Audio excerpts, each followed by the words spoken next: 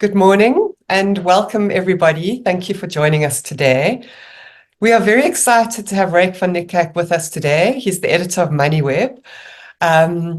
We really thank you for taking the time to join the Wits Centre of Journalism for today's discussion on all things related to financial journalism. For those in the audience, we would love you to comment and ask questions as we go along. And there are two ways you can do it. You can either type your comments in the chat, but even better is if you raise your hand. So you click that raise hand button at the bottom of the screen. And then we'll call on you to speak and ask your questions or comment directly. So please, we'd love this to be more of a discussion. So we welcome comments and feedback as we go along. And at the end, we'll also have some time for questions. But let's get started. Ryk, thank you so much for joining us today. Good morning. Good. Ryk is the editor of Moneyweb. He is also the host of RSG Geldzaken and Be a Better Investor. He has decades and decades of financial journalism experience, and he's an award-winning... About decades and decades. It's a long time. I'm not saying you're old. And he's also an award-winning journalist, so well qualified to discuss financial journalism. So Ryk, I thought we'd start off by asking how you got into financial journalism. What I find, most people find that they fell into it. They didn't have this sort of career path where they knew they wanted to be a financial journalist. So how did you get into it? Yeah, it wasn't intentional. When I was at university, I thought I would play for the Proteas cricket. And then in my third year, I realized that my heart was bigger than my talent. And then I had to start to study, for a career. And at that stage, I did a BCom maths degree because I find numbers a lot easier to digest than thick psychology textbooks. And then I realized, I've been writing on and off fiction at that stage. Maybe I should do the journalism honors course at the university. And then I did the course, and then I got a 1-year contract at Beeld newspaper up in Joburg. So I came up to Joburg. That was 27 years ago, and fell in love with journalism. And I married a journalist, and I started off in the production office, the night office, where I was only allowed to write captions for pictures, for photographs, and then I did some crime reporting. And then because I had accounting, I moved over to the business section in 1998. And then I've been involved in many different financial publications within Media 24. In 2004, I started my own publication. It was a small business publication aimed in the Gauteng market. And then in 2008, when the financial crisis hit, that business also fizzled away. It cost me a lot of money. And then I went back to Media 24, and then I became the editor of Sake 24. Now, I think you all know the independent newspapers. They have a business insert into all of their daily papers. At that stage, in around 2010, there were, I think, 7 newspapers within independent media which took that business insert. So they had a team which wrote and produced this publication, which went into all of those daily papers. Now, I did exactly the same at Media 24. And in 2011, I left. I went to Moneyweb. And the rest is history, I think. Left the print media for online and radio. And I believe those are, the default business media communication or platforms that reach the most people. Yeah, it certainly seems so, especially the radio shows seem to be very popular. Yeah, it's an interesting development because Alec Hogg, he founded Moneyweb back in 1995, and he was an absolute pioneer in the radio and online space because he started the first business show on 702, if I remember correctly. It was the Oh, first really? Oh. show in the country. Mm. And there was a lot of advertising support. And then many other radio stations saw that and produced or started their own business radio shows. And currently, it's a very crowded market. You have several of the SABC stations, 702, Cape Talk, Kaya, Mix FM, Hot FM, Power FM. All of them have business shows, so probably it's a bit overtraded at the moment. But yeah, and they reach, I think, the overwhelming majority of people who consume business news currently. Yeah, which is interesting, which sort of leads me to my next question, which is what actually makes for good financial or business journalism? So there was a survey of financial journalists in the United States, and it was looking at people who worked for Wall Street Journal, The Economist, New York Times, all those Associated Press, etc. And they ranked if they felt they were doing their jobs well, if they had accuracy, timeliness, depth, if their content was exclusive, if they had access to management of the companies they reported on, and if they could hold companies accountable. So those were how they saw good financial journalism. I'd love to know what you understand by good financial journalism and what makes a good financial journalist. Sure, that's a broad question. But that survey was done from the perspective of journalists, not from the audiences, which is interesting. Now, well, let's start with the perspective of a journalist, and let's get to the audience, because I think that's probably more important. Obviously, and I don't think it's limited to financial journalism, that you need to be accurate, and you need to produce that content in a digestible format. And I think that is important. Some people who are online only produce words, for example, although you have other tools as well, like videos and audio. And you need to provide that content in a really good way and digestible way. I'm passionate about telling stories in the best possible format. But you need to be accurate. You need to be factually correct. It needs to be relevant. And sometimes, financial journalists would write thousands of words about companies in South Africa, which are, not that popular, for example, the small caps. But so yes, and then the big focus for me is unique content.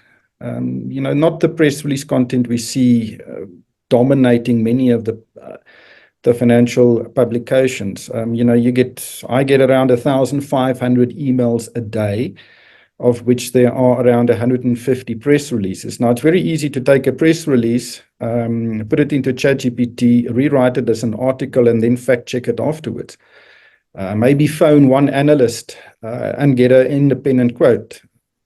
That's a big part of journalism currently. But at Moneyweb, we focus on unique journalism. So we would sit in a news meeting and conceptualize story ideas which we believe would make for good reading and be relevant to our audience. But they can only find it on Moneyweb.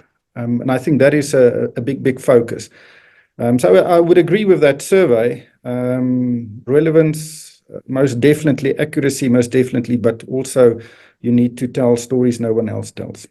And probably that is relevant to all, forms of journalism, lifestyle, sport, etc., etc.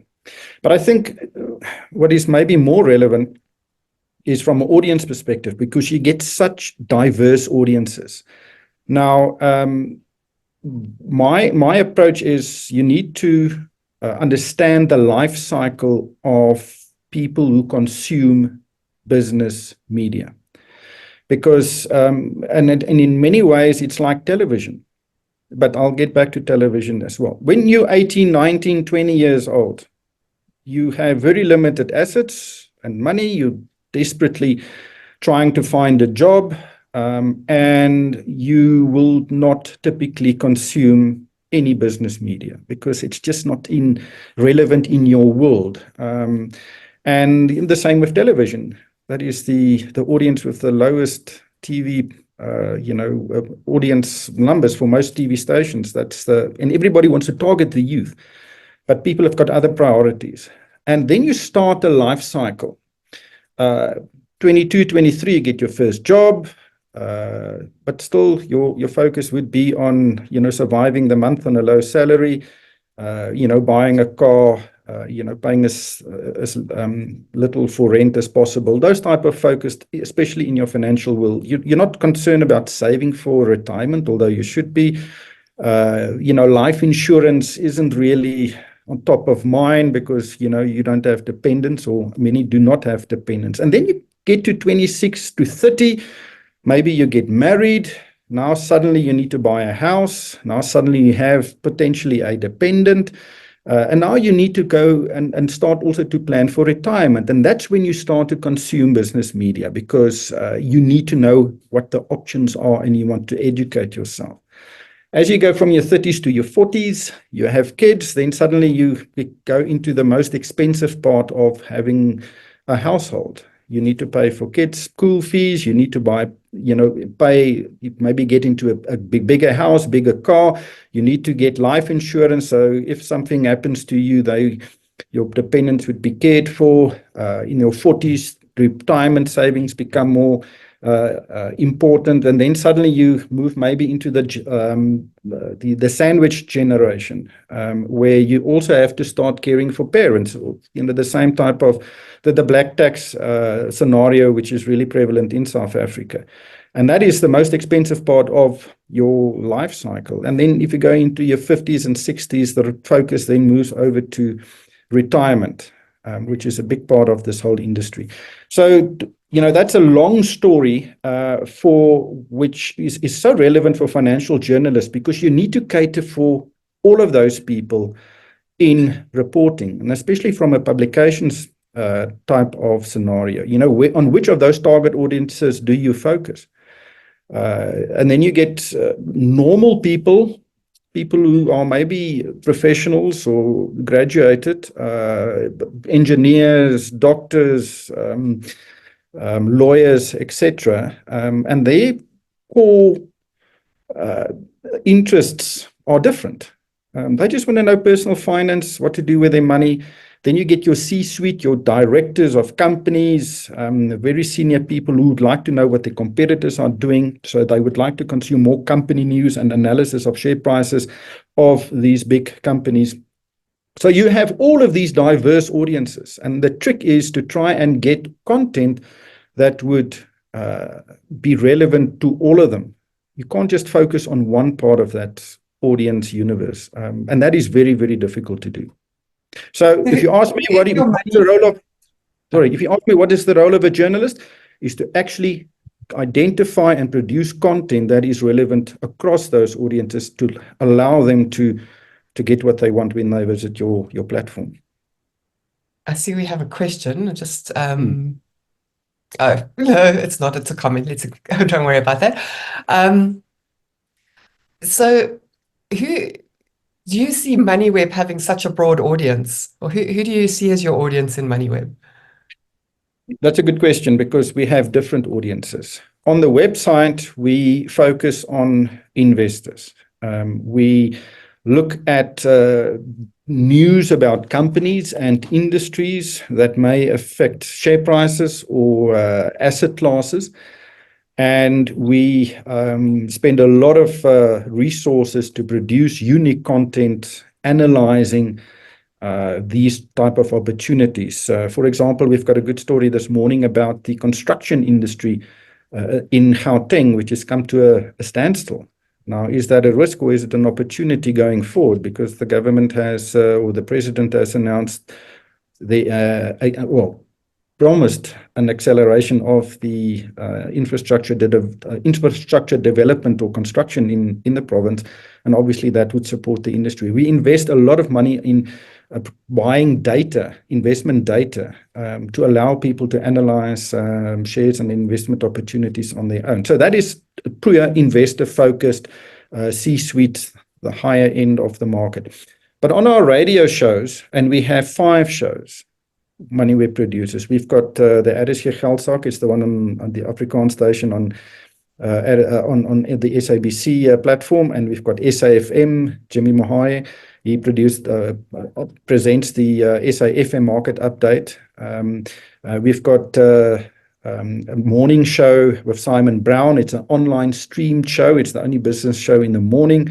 We've got Jeremy Maggs doing the Moneyweb at midday, which is a more current affairs focused show. And then Jeremy's also on Hot FM, produces a business show. And all of them have got different audiences. For example, the SAFM market update. The biggest audience is rural Eastern Cape.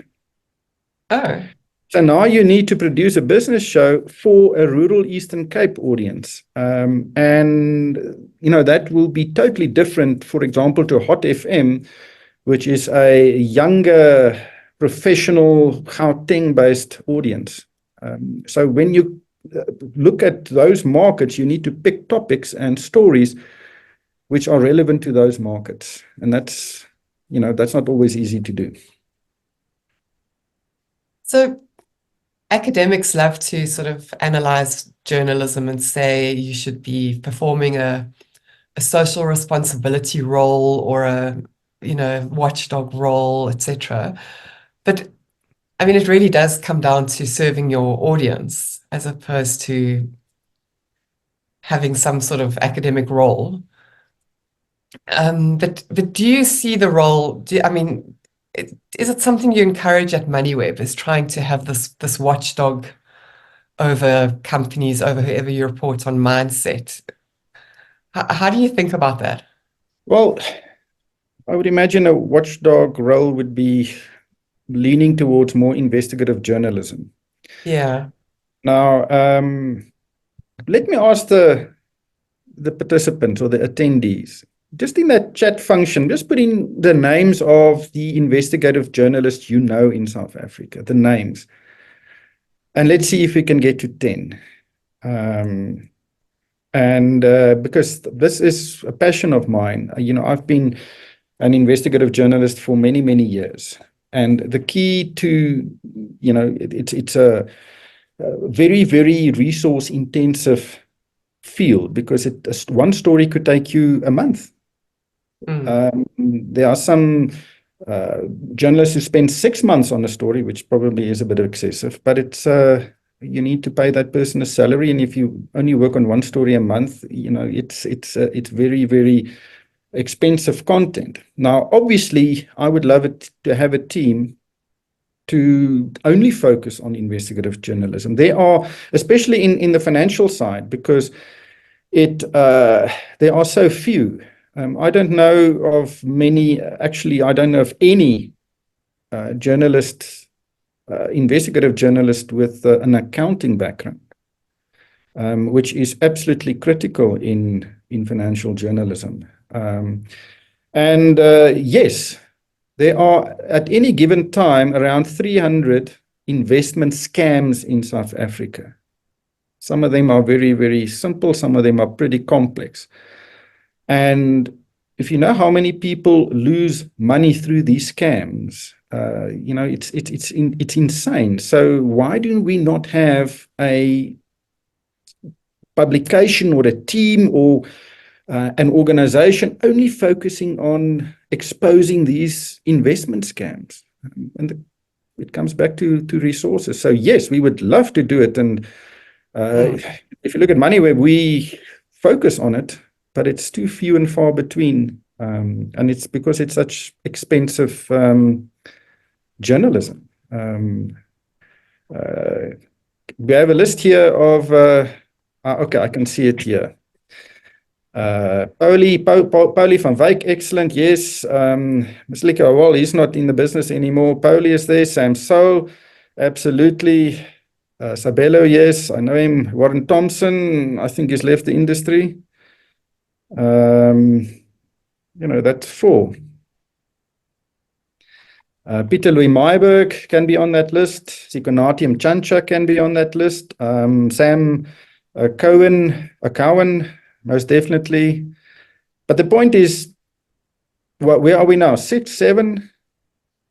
Yeah, roundabout. We need 60. We need 70. Look at what Amabungani did for our democracy. Okay, Deerville. with the Gupta leaks. And that, I think, is a big structural problem, not only in financial journalism, but in all journalism. Is the asterisk next to Pitrampedi a joke? I'm just looking at Yeah. Yeah. Ewald van Rensburg, most definitely. There are about 15, but it's still too few. So just talking about resources, I mean, the media has struggled. I think they say we've lost nearly 70% of South Africa's journalists in the last decade or so, according to Daily Maverick, when they had that shutdown was it last year, this year, when they said that we've actually lost 70% of our journalists, actually, I think in the past 15 years. We don't really, I think, have figures for financial journalism and how many people work in financial journalism and how many used to work in it. I don't know if you've got any indication of that. If you have. I think it's more than 70%. When I was at Media 24 at the syndicated business publication, 67 journalists reported into me, 67. 67. Okay. And there are 4 left. Wow. At Media 24. At Business Report, I think they had around pretty much a similar number, 70, maybe even 80. The team has been decimated. I don't even think there's a handful left. If you look at Business Day, and you can maybe help me here, I think there were in the early 2000s over 100 journalists and production people, including you would have, deputy retail journalists. If you have a beat on, say, the banks, there would be 2 or 3 people looking at it. And you don't have that anymore.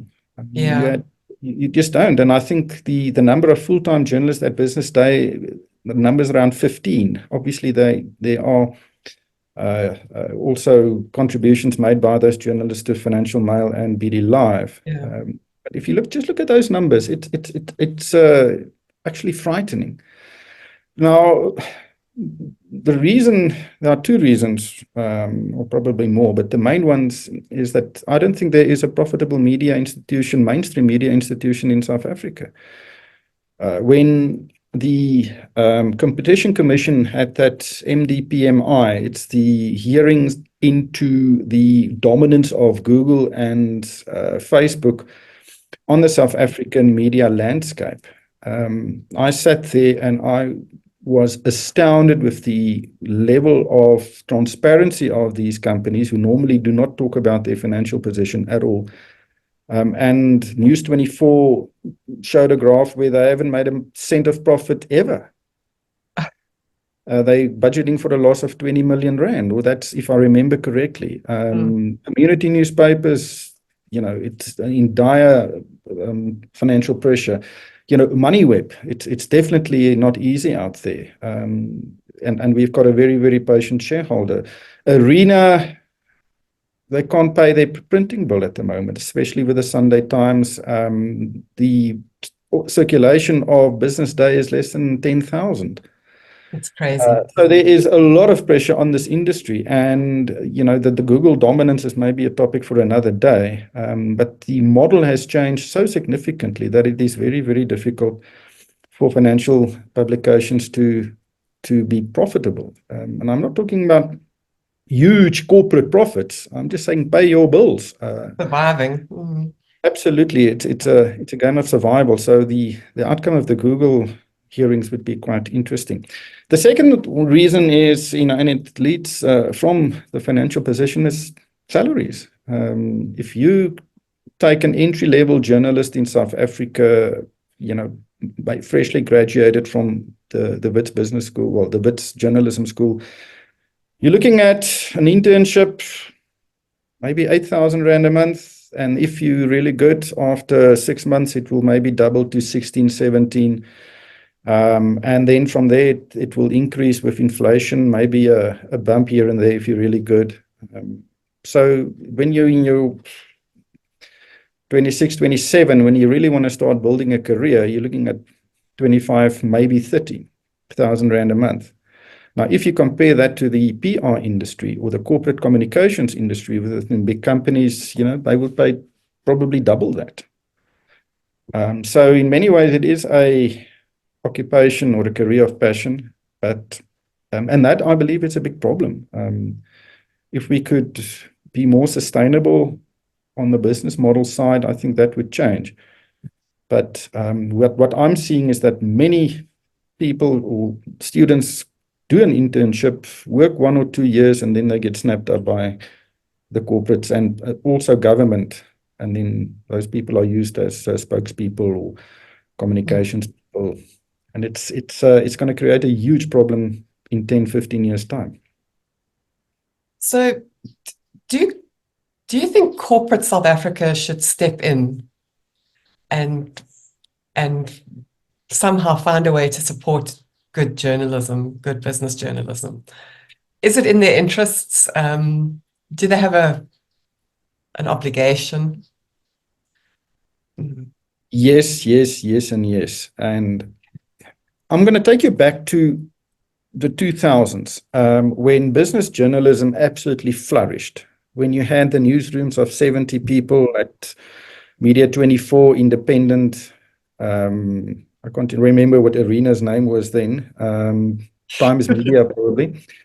So you're talking about 200 to 300 journalists for just in the financial sector. And the reason why that was possible was that the JSE, the Joburg Stock Exchange, when you list it there are special rules for those companies. And they were around 600 companies in the early 2000s. And they had to publish their financial results twice a year in those newspapers. It was a rule. So then, and those advertisements were expensive because it was a regulatory requirement. And that is why there was such, I think, great journalists who developed there, and the great journalism regarding the financial sector that I think was a hallmark of that era. And then in 2011, the JSE removed that requirement or scaled it down significantly, and said you can only have a little small summary in one newspaper. And that led to the reduction of the newsroom from 70 to 4 or 70 to 5, depending on the publication. And that has had a massive impact because the listed company space financed financial journalism. And since then, it has just declined. 2015 forward, we had the impact of Google, who just dominated the online advertising market. And it's downhill all the way from there. Now, corporate South Africa needs to come to the party. And one of my projects that I'm working on now is to create a not-for-profit investigative team just to look at investment fraud. Okay. And it's pretty much the same as Amabungani, not-for-profit. So you go out and you get corporates to sponsor, a certain amount of money or commit to a certain amount of money over a certain period. Get 6 or 7 journalists, pay them, a decent salary, and then all you do is you investigate investment scams. Now, I've seen probably 30 CEOs of big South African companies to finance this because it will be in their interest. Most of them are in the asset management industry, because if people don't invest in scams, they will invest with asset managers, regulated, managed asset managers. And from the 30, I got commitments from 28. And then I created a blind trust. So I don't know which company actually contributed, because it's I don't want to know who is the who pays because sometimes we will investigate some of their unethical conduct. And only two paid. I don't know who they were or are, and we had to refund the money, and we're back at square one. Oh no, really? So it is an issue, and the thing is, if you lose a capacity or journalists, if you lose journalism, what is institutional knowledge, you will never get it back. you've got journalists entering the job market or the media industry at 22, get snapped up at 26, 27. Those people need to be the investigative journalists of 15 years into the future. And there is definitely a void of journalists, financial journalists especially, between the ages of 30 and 40. And that is when you become good. That's when you've been in the trench, you've written stories about unique topics, you've met really senior people in the industry, you've built a network of people supplying you with information. And if that doesn't happen, I believe that the industry is in deep trouble, and I believe we are in deep trouble. I don't think the industry will be very healthy in 10 years' time. So what do we say to all these people on our webinar today who are all either working in financial journalism or aspiring financial journalists? We do have some from Namibia as well. I mean, what hope do we give them? What are the, I mean, there's plenty of opportunities for them to leave journalism. And I think the financial journalism training and skills will set them up for a corporate job or a government job. But what's the hope? You see, that's the key issue. I see there's a question here, what huge problem will it create in 10 to 15 years' time? You won't have mid-career pushing really experienced journalist within 10 to 15 years. And we can maybe bring in AI a bit later because that will also have an impact. Yeah. That is the problem. We need 200-300 experienced journalists in South Africa, and because it's one of the last remaining or institutions in the country that's keeping the country together.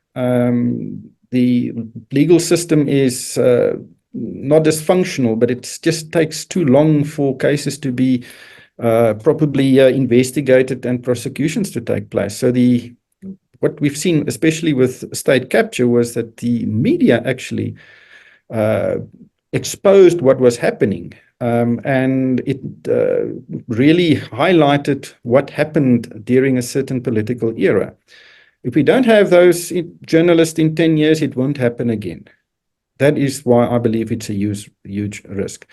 Now, it's not only, I think a lot of people are starting to realize what is going on in the corporate sector. And I think there is a realization, especially with the stuff Daily Maverick did with the switch off,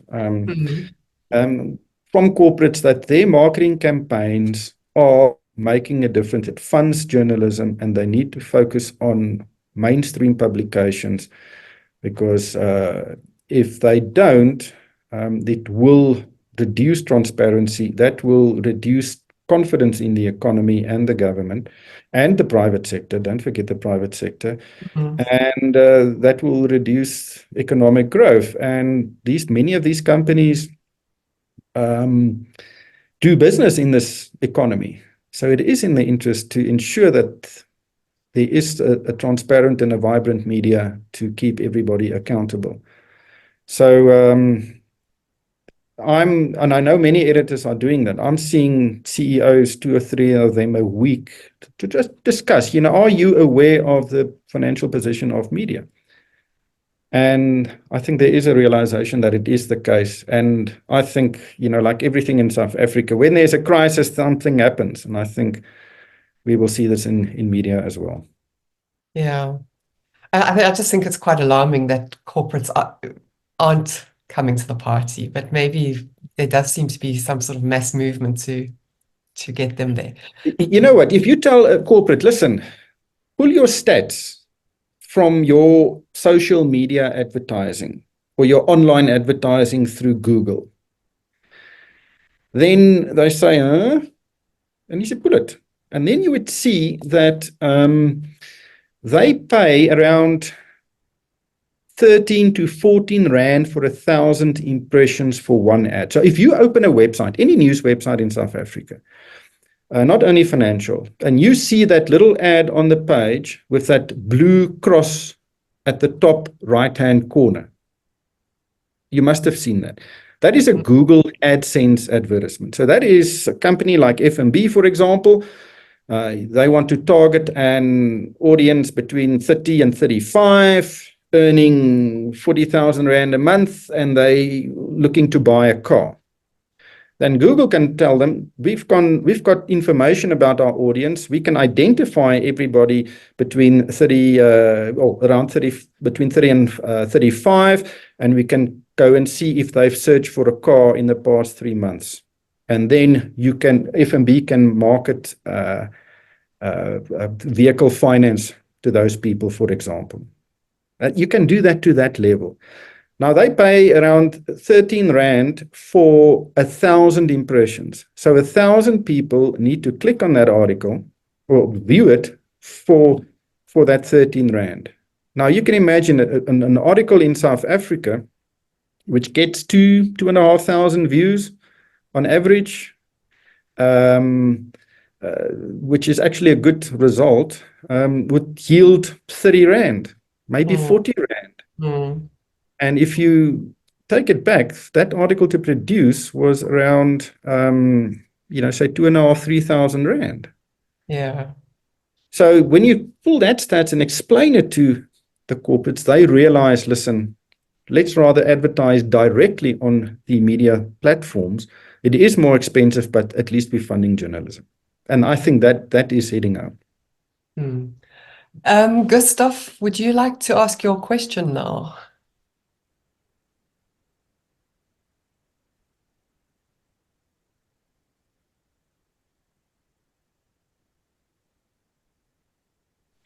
Hi, sorry, can you hear me there?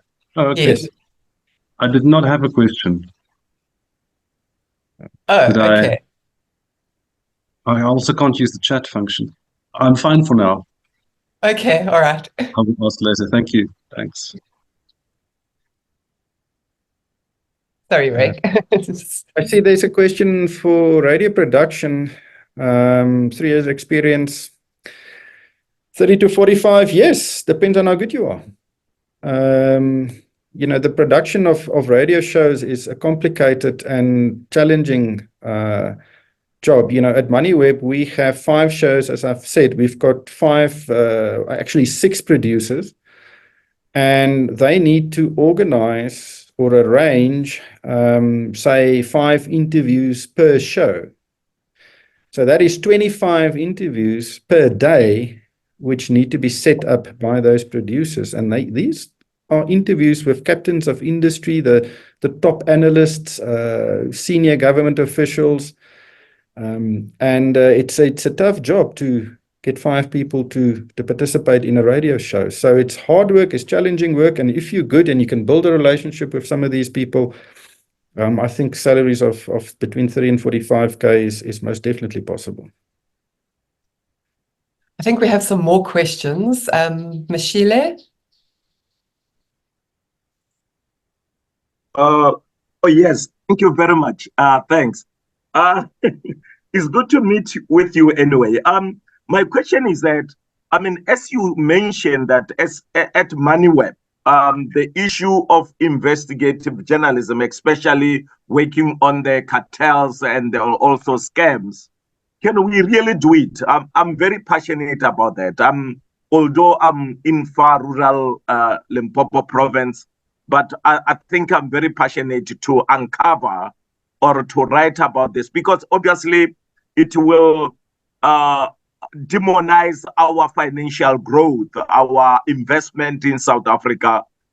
We will lose trust in the economy and with the business. So can we do something about that? Thanks. I'm trying my utmost best, but it's a hard sell. But yeah, I hope to get a team of around 6 to 7 people. Yeah, let's see. It's money, and but I think give it a year or two. Most definitely, it will be operational. But you're in rural Limpopo. There are so many scams there, especially with funeral stokvels. And you can start doing those investigations immediately. And I can, the key, I think, is to get those stories on radio, because that is the biggest distributor of news in the country by far. So yes, you can start there. I don't know if you say you did an internship with Amabungani. Grade school, Samsol is excellent, and I'm sure you've learned a lot. So you don't need to wait for an official structure. On a freelance basis, I'm sure you can do a lot.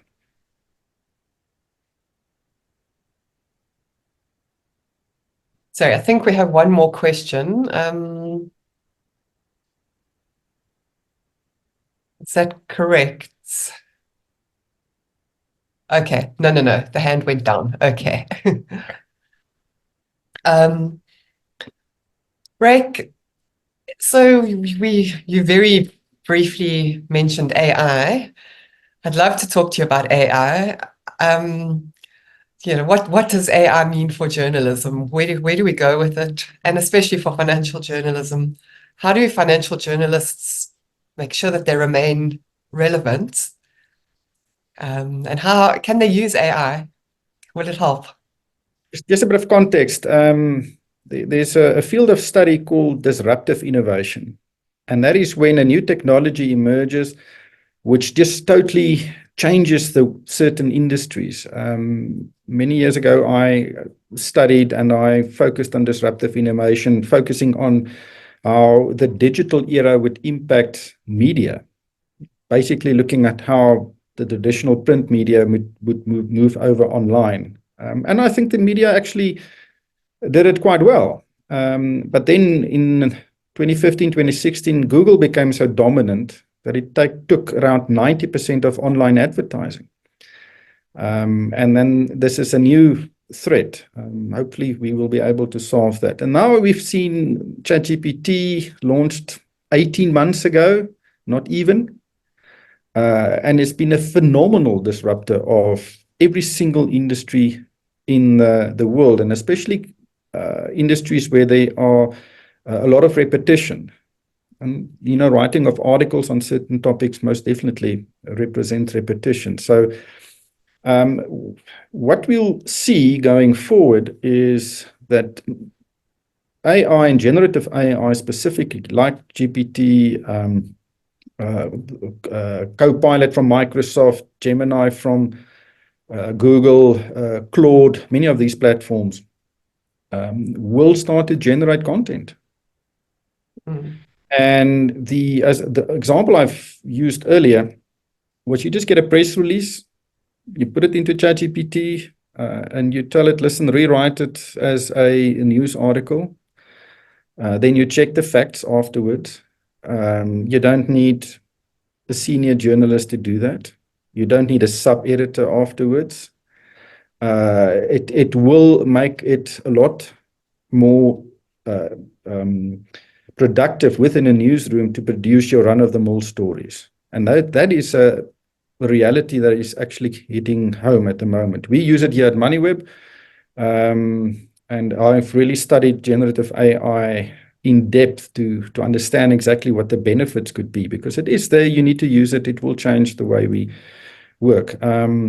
So that is the one thing. I don't think it's accurate enough yet just to use it. I've seen Media24 are using it, especially on the translate functions, and it's terrible. But that will be make a big difference. But, and this is the longer term issue, if you don't have journalists or entry-level journalists rewriting press releases, phoning 2 or 3 people just to get additional comment for an article, you won't get those journalists to gain experience into really grafting and writing a story from scratch without any external help. And again, that plays into a lack of experience during, in the growth of a journalist. And you need those young people to gain that experience. And conversely, you will need fewer journalists, fewer junior journalists in a newsroom because of the increased productivity AI can bring to the newsroom. It's an interesting development. I don't know. I've seen My wife works at Media 24, so that's why I keep referring to them. They've got an AI, generative AI platform integrated into their production system. Oh, It comes from Tencent. Obviously, the link to Naspers is there. That is, that is forward thinking. What the consequences will be, we can only speculate, but it's there. It's going to make a difference. It's going to ensure that newsrooms work differently. So I would suggest you really make sure that you understand a platform like ChatGPT, what it's good at and what it's not good at, and how it can help you. Hopefully not make you more lazy, but make you more productive. but I would think it would have to make you more productive because you can no longer get away with being that journalist who takes the media release, slightly rewrites it and slaps your byline on it. You can't get away with that anymore. Those journalists are going to become redundant. Well, It's those journalists who add the extra insight, the extra context, go the extra mile, interview a whole bunch of people to get a really good story, go and investigate, look at the numbers. Those are the journalists that will survive. But you will know, because how long does it take to write a story like that? A day? But depending, yeah. Pretty much a day. If you work for a daily, you would be expected to file one, maybe two stories a day. And now suddenly maybe you can do 3 or 4. Yeah. With AI. Yes, absolutely. But what does that mean? You need fewer need fewer journalists. But then again, you can create other functions for journalists. When about a few years ago, we actually did an exercise in Moneyweb where we realized that 80% of the jobs people do didn't exist 15 years ago. Okay, like? It just developed into new, multimedia, social media. On the production side, it's not only, subbing of content. It's a lot more integrating other forms of media into existing articles to make it more presentable and more digestible. And I'm sure in 10 years, we'll also have the same thing, that people would do stuff that AI doesn't do really well. What it is, I don't really know yet, but it will need to develop. I see Tusani has a question which goes back to your nonprofit. He's saying, is a collaboration of different news outlets possible to fund the nonprofit you envision? That's a good question. The business model is key, because if you look at Amabungani, they produce content and then it is distributed to or published through News 24 is a republisher, Daily Maverick as well, and sometimes, or in the past it was Arena or Sunday Times especially. So they produce it and then through a certain commercial arrangement, they sell it to those publishers. The key here is that Amabungani is a not-for-profit. And they survive on donations from philanthropic organizations. I know the George Soros Foundation is a big contributor, and several South African, organizations would fund initiatives to protect our constitutional democracy. There are many of those, and that's how Amabunga functions. If you look at Daily Maverick, it's a for-profit business. And there is not a lot of these donors who would like to donate to a for-profit business. Because, you don't want to fund the holidays of the CEO.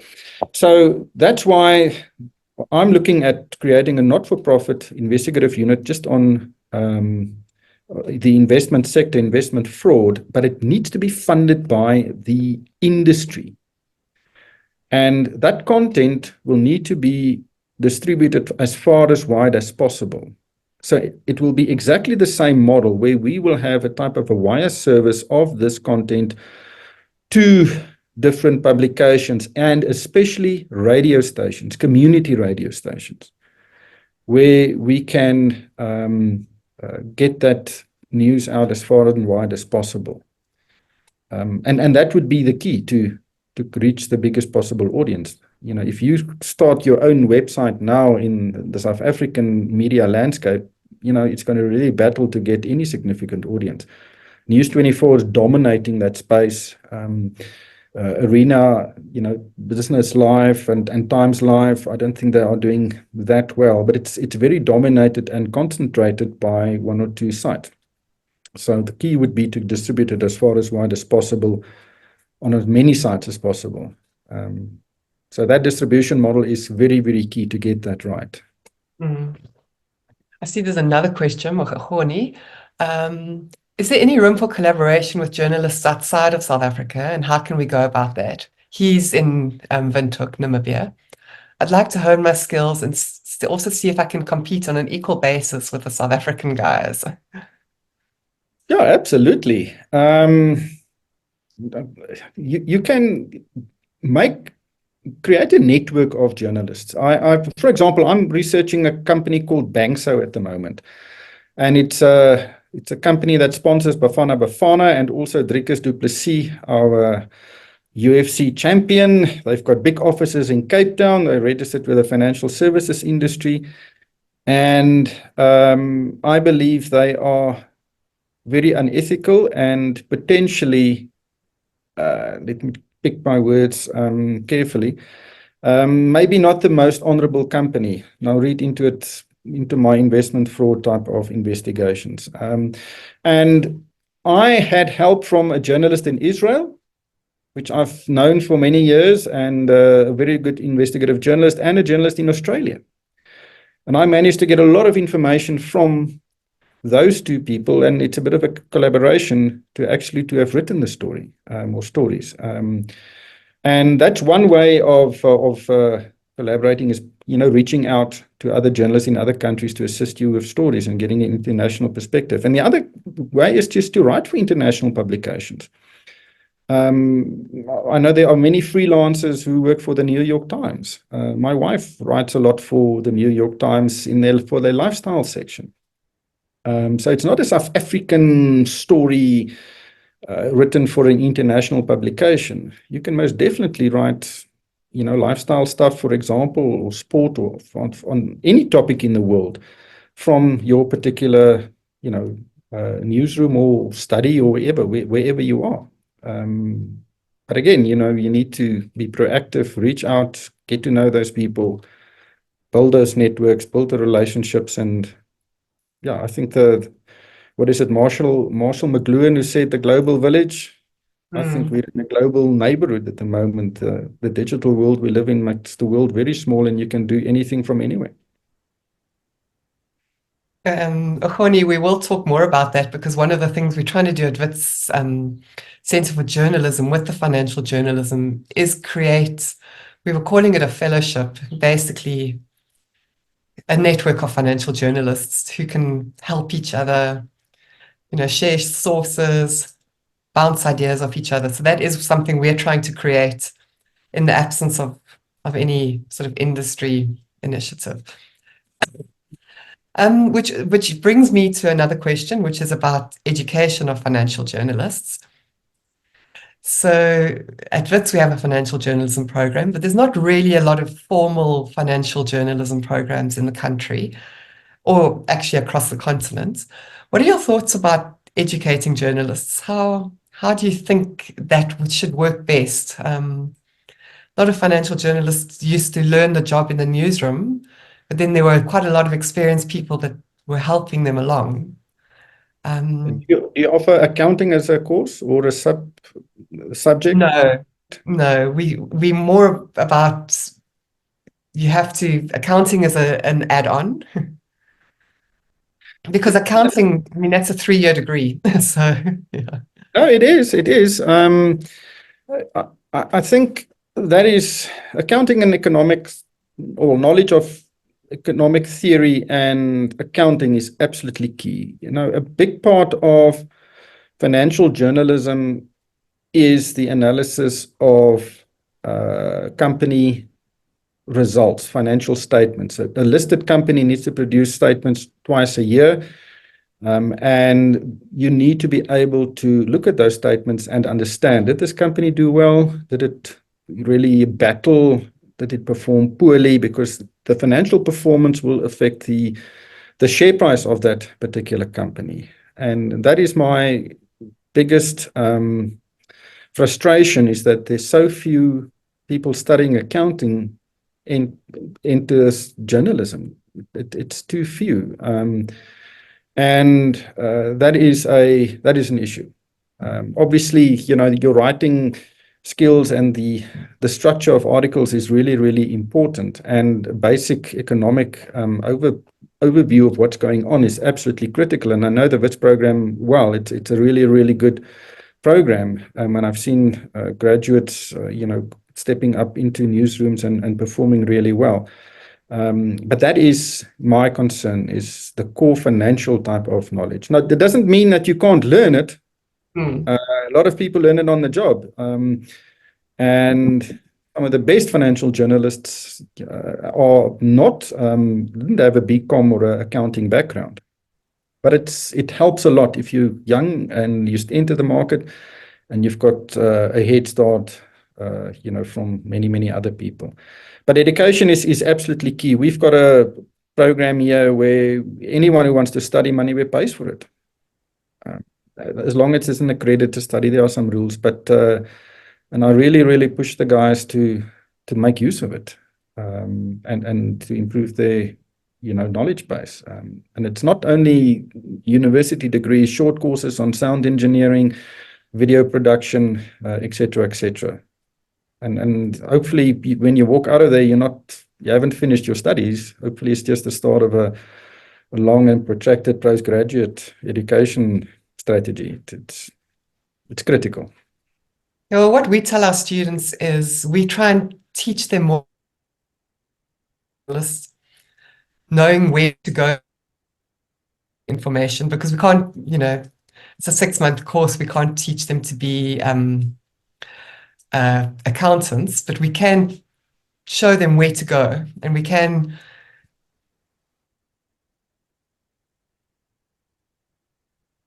resources to go and study that further. But I think for me, it's quite critical to get them thinking. Like, you are the journalist, you must be asking questions when you see these things in the numbers. Or going and asking people for help if you're seeing certain things in the numbers. So that's what we try and focus on. Because ideally it'd be great if everyone had an accounting and an economics degree, but the reality is they don't. It is a reality, absolutely. But, I think it's important, but it's not the end of the world. As I've said, you can learn it. One of the biggest stories ever in South Africa was the Nkandla scandal, for example. And I don't know if somebody have told you the story, but the journalist who cracked it or started with that story was Mandy Rousseau. She sadly passed away a few years. And she was in the area for another story. And she just saw this construction going on at Nkandla. And she just started to ask the first question, what is going on here? And that's how it started. And that was just because of good old common sense and an inquisitive mindset, which started one of the biggest stories in the country, and everybody picked up on it. So, that's just if I don't really look at qualifications when we appoint people. I like to talk to people and see how smart they are. And definitely on the accounting side, it makes a difference. But as I've said, it's not a dead set thing, because there are so few people with that qualification. Yeah. Failure, I see you've got a question. Is there a financial newsroom globally, for example, Financial Times, that is actually managing to crack the nut in terms of profit making, from which we can draw lessons? Well, Bloomberg, I think, it's a very good example. Now, Bloomberg, I don't know if you know, it's a wire service like Reuters, but it's actually a lot more. It focuses on financial and political economic type of stories. They've got newsrooms in many, many countries around the world. They've got a big newsroom here in South Africa, with experienced journalists. But their mainstay is a data offering to corporates, and you call it a Bloomberg screen. And they would normally have one, and it provides you with real-time data of virtually every single economic indicator in the world. And it's very expensive. And then the news service is aimed at providing those terminals with breaking news. And that's why asset managers, especially in banks and those type of institutions, subscribe to it. Now, Bloomberg has now made a lot of that content available to other media institutions. They've also got a TV show. If you look at DSTV, I think Bloomberg is on there. And then they've got other content publications as well. I think they had a magazine. I don't know if they still have it, but that's a big example. But again, it's the journalism is a subset of the business model. And that is a good example. And I don't know, some of the other wire services, if they are profitable, probably. But I think many of the smaller publications in all markets around the world are facing headwinds. Yeah, it's not just South Africa, that's for sure. Thisani, I think, are there internship opportunities at Moneyweb? If yes, what do you look for and how long are they for? We do. We take several interns. We've got, how long? I think it's 6 months. We've got Terry Ann as a intern right now. I think she came through your program. Good, yes. And we depends on what your interests are. You can be on work on the website. We have got a print publication. We publish the business section of the Citizen newspaper. We provide the content for that. We've got on the radio side, a lot of interns learn a lot from radio production. And we've also got stuff or opportunities in sound engineering. So yes, there are opportunities. And yeah, I sit in an open plan office, and all of the younger journalists, and I'm grey, but I'm not that old. It's more worrying about things. I like to listen to how they speak on the phone. I like to hear what questions they ask. And then I can help them and say, listen, don't phrase it like this, or I think this is the key questions to ask. That is, I believe that is a bit of a trench and a learning curve. When I was young, I sat next to an individual with the name of Stan Valentine. And for 2 years, the only thing I did was ask him questions.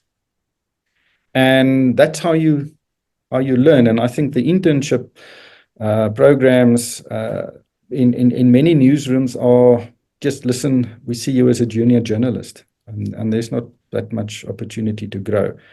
But it differs from newsroom to newsroom.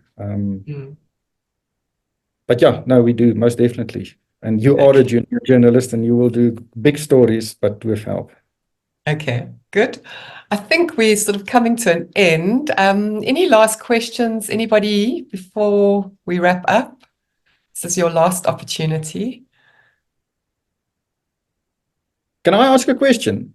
How many of you would like a 23-year career in financial journalism? Is that the goal? Is that the reason why you are attending of this WITS course?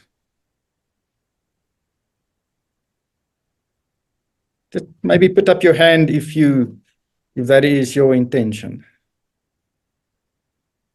Yeah, while they're getting their courage to answer that, I know that a lot of the students who are mainly working journalists all have aspirations to move somewhere else, which is very sad. They want to move into investor relations, into governments, into corporate. There's a couple who don't, but yeah. Please, this is a wonderful industry. You make a difference in people's lives. It's a really, the access you get to very senior people is phenomenal, and it's a phenomenal industry to work in. trust me, the corporate life, you know, the higher pay is most definitely not sometimes worth the red tape you will experience and the really draconian hierarchies. They are not, it's not sunshine and roses as many people think. And I would implore you, if you go and be a journalist for 5, 6, 7 years, get a good grasp of certain beats and topics, and you will, if you become one of the leading journalists in the country, you know, there's a massive opportunity for you to going forward. And we need journalists. We need all of the journalists we can get. And yes, there are headwinds facing the industry, but the industry will get through it. By hook or by crook, there are many people who are working hard to ensure that it is a viable industry, and I believe strongly, and I actually know it will survive. There will be some headwinds, but there are opportunities for people to come in and make a difference, and that is why we are journalists. I think holding people accountable. Yeah, if there was decent money and options for growth in this career, I would stay forever.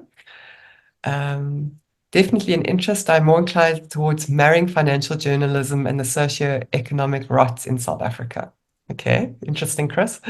You know, money, yes, it is important, most definitely. But enjoying your job is also important.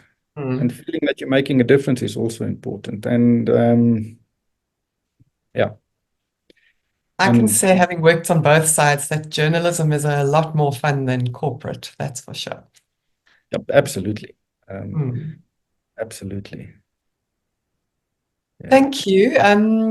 No more questions. Your last chance, anybody? Oh, hang on. Do you think there's any chance of government stepping in to require corporates to donate a certain amount of their net profit after tax towards journalistic endeavors, similar to BEE requirements? Sure. I haven't thought about that. I see the red flags all over. Yeah, well, no, I don't think that will work. I think, you know, the moment you force somebody to do something or a company to do something, there is pushback. And, you know, I can just imagine the impact it will have on independence. Newsrooms need to be independent. And I don't think if there's a forced funding model, it could be beneficial. But I need to think about that. I think maybe on the JSE side, there is more space for regulatory support. Yeah, I mean, that used to work well. So, but it was also abused. You know, the advertising rates charged at that stage were exorbitant. And, you know, it's a listing requirement. You had to do it. Yeah. It was also not fair. And probably one of the reasons why it was, you know, the policy or the regulations were amended. Okay, well, thank you, Ryk. I think that's been really an interesting discussion.